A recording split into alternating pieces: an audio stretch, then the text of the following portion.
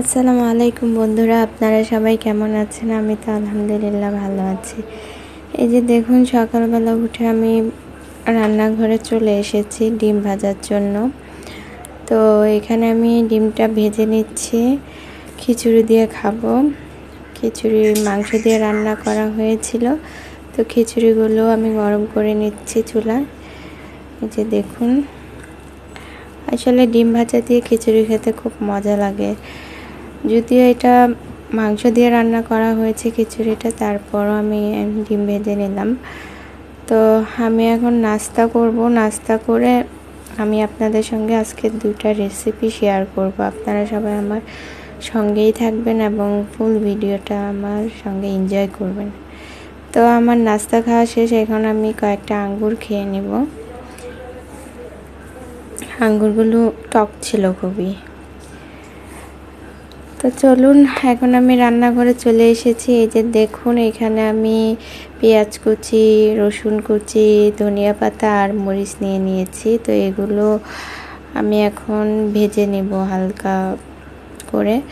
তো কি recipe share করব সেটাই তো বলিনি। আমি মাছ ভর্তা আর মাসকলাইয়ের ডালের রেসিপি শেয়ার করব। এই যে দেখুন, আমি মরিচগুলো তেলের ভিতরে ভেজে নিচ্ছি। এই যে এখানে আমি দুটা মাছ ভেজে নিয়েছি, এগুলো রুই মাছ। তো এগুলোই আমি ভর্তা বানাবো আজকে। তো দেখুন, আমি তেলের ভিতরে মরিচগুলো ভেজে নিচ্ছি। তারপরে এখন আমি পেঁয়াজ কুচি, ধনিয়া পাতা কুচি আর রসুন কুচি দিয়ে নিব।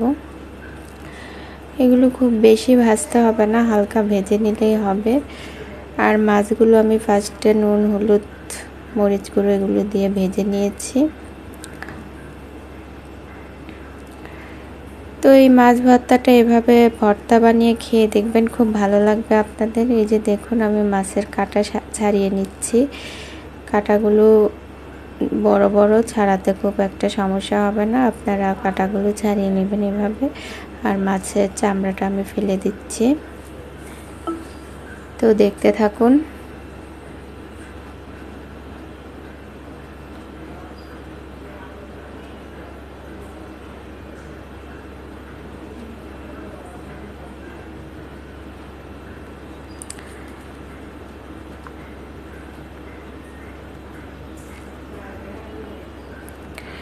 আমি এখানে মরিচ, পেঁয়াজ, ধনিয়া পাতা সবগুলো ভেজে এই বাটিতে নিয়ে নিয়েছি। এখন মাছটাও বেছে নিচ্ছি কাঁটাগুলো, তারপর আমি সব একসাথে মিশিয়ে নেব, মানে হাত দিয়ে মাখিয়ে নেব।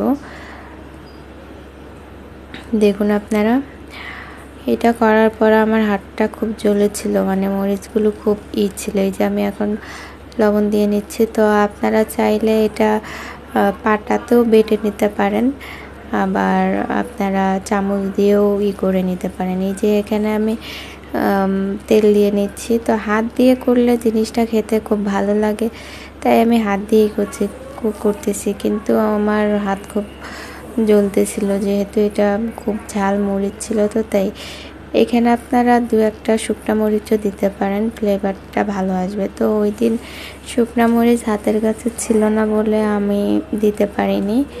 তো এই যে দেখুন, আমি খুব ভালো করে এগুলো মাখিয়ে নিচ্ছি।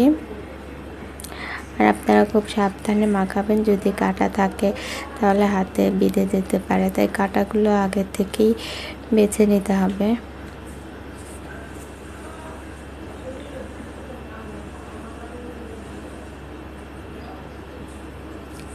তো এই ভর্তাটা গরম ভাতের সঙ্গে খুবই মজা হয়, আপনারা বানাবেন।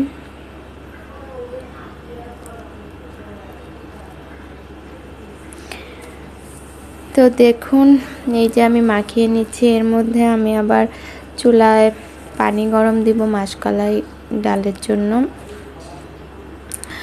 এই যে দেখুন, আমি চুলায় পানি গরম দিয়ে নিয়েছি। এখানে আমি গরম মশলা দিয়ে নিচ্ছি, তেজপাতা, দারুচিনি। এই যে এর মধ্যে আমার ভর্তাটাও হয়ে গেছে। তো ভর্তাটা খুবই মজা হয়েছিল, দেখুন খুবই ইয়ামি হয়েছিল।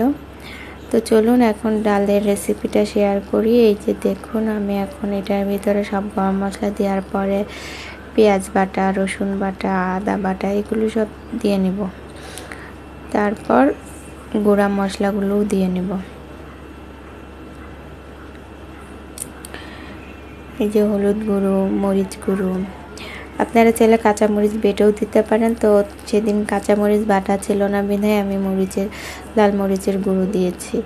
তো লাল মরিচের গুঁড়ো দিলে কালারটা একটু লাইট আসে, আর কাঁচামরিচ বাটা দিলে কালারটা একটু ডিপ আসে। তো এখানে আমি মাসকলাইয়ের ডালটা হালকা গরম পানি দিয়ে মিশিয়ে নিচ্ছি, যেহেতু আমার পানিটা এখন গরম হয়ে গেছে।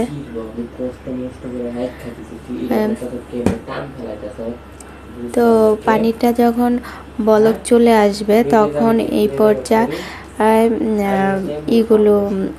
ডালগুলো, মাসকলাইয়ের ডালগুলো দিয়ে নেবেন আপনারা।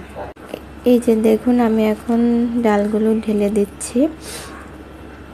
যখন পানিটা বলক চলে আসবে তখনই আপনারা ডালগুলো ঢেলে দেবেন, এর আগে কিন্তু না।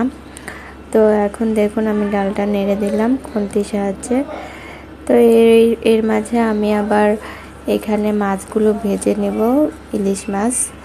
এগুলো আসলে বড় না খুব একটা, ছোট ইলিশ মাছ। তো এখানে আমি তেলের ভিতর লবণ আর হলুদ দিয়ে মাছগুলো ভেজে নিচ্ছি, আমি আর কি আলাদাভাবে মাখাইনি।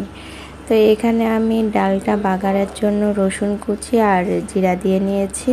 তো ডালটা আমি এখন বাগার দিয়ে নেব। ডালটা আমার হয়ে এসেছে। তো দেখুন আপনারা, এই যে আমি ডালটা এখন বাগার দিয়ে নিচ্ছি।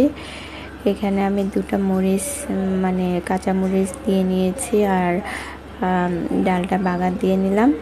এখানে আমি এখন ওই মাছগুলোও দিয়ে নেব আর ধনিয়া পাতা কুচিও দিয়ে নেব। এই যে দেখুন আমি এখন ধনিয়া পাতা দিয়ে নিচ্ছি। তারপর মাছগুলো ভাজা হয়ে গেছে আমার, এখন আমি মাছগুলোও ঢেলে দেব। তো এইভাবে আপনারা ডাল রান্না করে দেখবেন, খেতে খুব মজা হয়। আর প্লিজ আমার চ্যানেলটা সাবস্ক্রাইব করবেন, লাইক করবেন, কমেন্টস করবেন আর আমার পাশে থাকবেন। আপনারা সবাই ভালো থাকবেন, সুস্থ থাকবেন। আল্লাহ।